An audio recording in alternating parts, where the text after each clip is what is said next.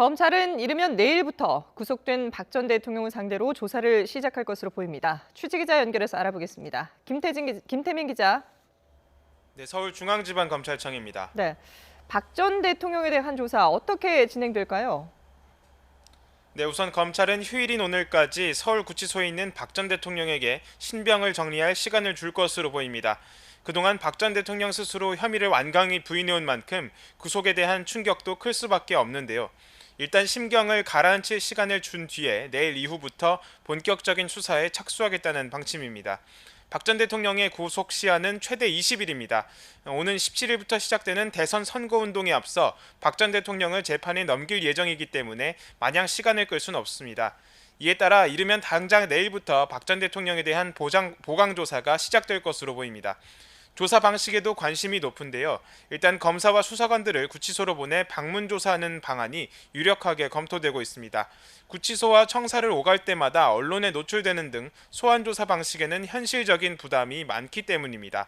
또 박 전 대통령이 건강상의 문제 등을 이유로 소환을 거부할 경우 강제로 구인하는 방법도 까다롭기 때문에 검찰이 조사 자체에 집중할 것이라는 분석입니다.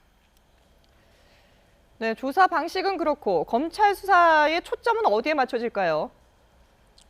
네, 이미 검찰과 특검 수사를 거치면서 박 전 대통령에게는 13가지 혐의가 적용됐습니다.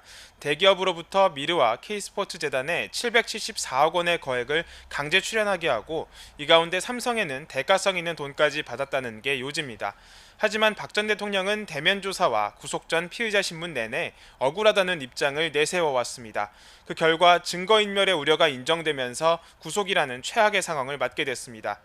이에 따라 검찰은 이후 박 전 대통령의 심경 변화에 주목하고 있습니다. 자신의 주장이 법원으로부터 받아들여지지 않은 상황에서 법리적인 대응 전략을 수정하는 것이 불가피하기 때문입니다. 즉 이후 조사 과정에서 검찰이 내세우는 증거와 사실관계 일부를 인정할 가능성도 있습니다.